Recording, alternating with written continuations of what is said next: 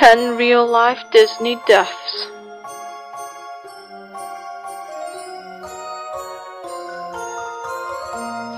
Walt Disney's mom.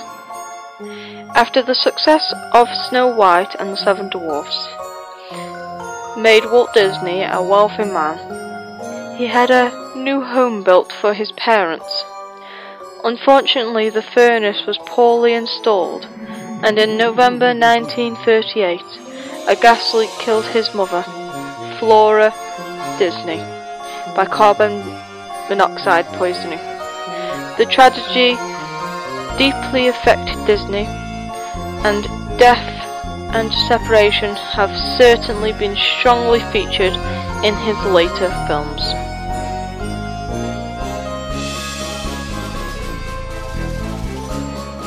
The Boy Who Never Grew Up. In March 1968, a couple of boys playing in an abandoned tenement building in New York City found the corpse of a junkie surrounded by religious pamphlets and empty beer bottles. The 31-year-old man had perished from a heart attack brought on by years of drug use. There was no identification on the body, and the man was subsequently buried in an unmarked grave. 19 months later, the man's mother contacted the FBI and Disney Studios in a desperate bid to find her son. A fingerprint match was made which confirmed the tragedy. The body belonged to Bobby Driscoll, best known as the voice of Peter Pan.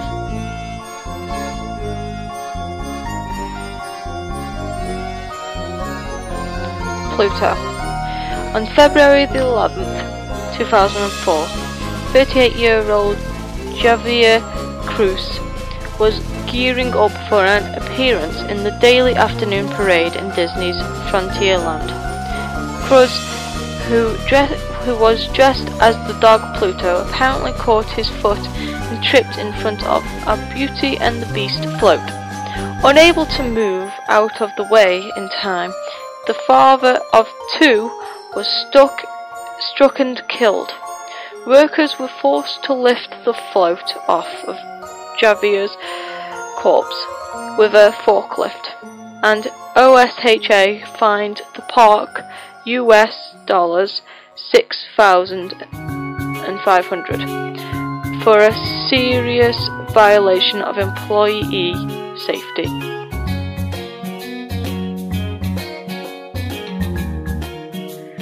Indiana Jones. 2009 was a particularly rough year for Disney World. During one particular brutal 7-week-long stretch during the summer, 3 different employees lost their lives, culminating in the death of 30-year-old Anislav Vabanov. Vabanov was a performer in the Indiana Jones Epic Stunt Spectacular, who injured his head while rehearsing a tumble. The show had seen troubles in the past, with multiple injuries caused by malfunctioning equipment.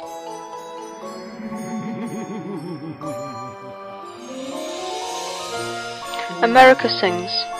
On July 8, 1974, an incredible gruesome accident occurred at Disneyland's America Sings attraction, a rotating stage show. Deborah Stone was an 18-year-old hostess responsible for greeting new audiences. She'd taken the job to help pay for her upcoming education at Iowa State University. After ushering in a new group of people, Stone wandered too near the moving theatre wall and crushed against the stationary portion of the stage. Her screams were heard, but before the moving wall could be halted, the young woman was dead. The attraction was closed for 2 days following Miss Stone's death. and safety precautions were implemented to prevent further incidents.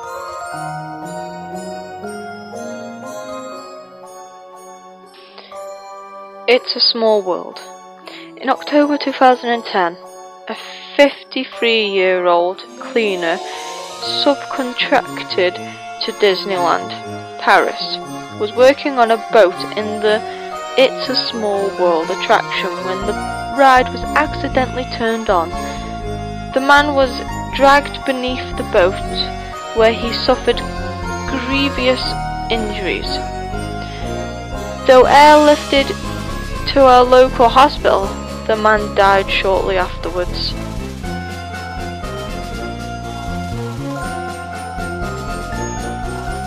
The Big Thunder Railroad.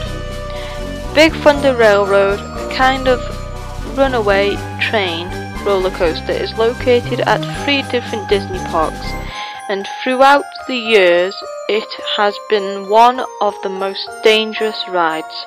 On September 5th, 2003, an improperly maintained train car derailed at Disneyland, striking the top of a tunnel and then landing on top of another car. 22-year-old Marcelo Torres died of blunt force trauma and internal bleeding. 10 others were injured. Torres' family reached a substantial out-of-court settlement with Disney in 2005.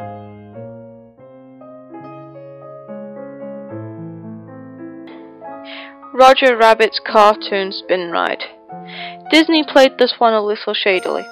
On September 22nd, 2000, 4-year-old Brandon Zucker tumbled beneath the taxi cab at Roger Rabbit's Cartoon Spin Ride. In accordance with company policy, Disney security was alerted before paramedics, and it was 10 minutes before the child was freed. Brandon had no pulse, and though he was resuscitated, he suffered irreversible brain damage. Facing a legal and public relations disaster, Disney changed their regulations regarding contacting emergency personnel on October 7th, 2000, claiming meanwhile that it had nothing to do with the Zucker incident. An out-of-court settlement, which did not require Disney to assume blame for the incident, paid for Brandon's medical expenses, but he never recovered. He never spoke or walked again, and he died on January 26, 2009, age just 13.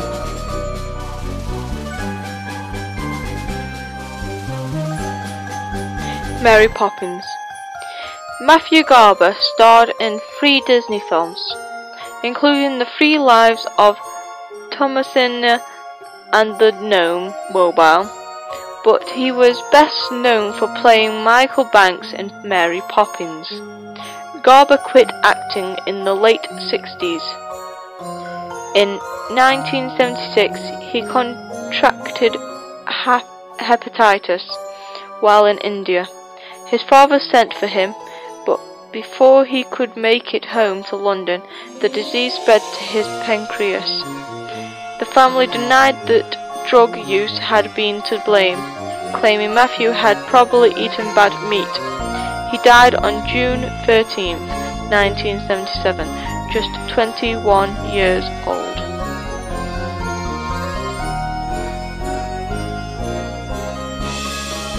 Walt Disney. Disney was a heavy smoker all his life, so there was nothing particularly tragic or unexpected about his death in 1966, at the age of 65, from lung cancer. But Disney would leave the world with one last mystery. After he'd lost the ability to speak, he communicated by writing notes on a pad of paper. The last 2 words he wrote were Kurt Russell, the name of a young actor who had just begun working with Disney Studios, appearing in the film Follow Me Boys. The significance of the words has never been determined. Russell himself claims to have no idea what Walt Disney wanted. Some recent evidence claims that he may have written something else afterwards, but Russell himself has asserted that his name was indeed Disney's final communication. Thanks for watching. Please like and subscribe, and if you have any questions for me, tweet them to me at FishmanMaisie. Also, please check out my second YouTube, guys. It's Dana Mouse. Also, the links will be in description for my Twitter, my Vine, and my second YouTube channel, so please check them out. Thanks, and I'll see you next time in the next video. Bye!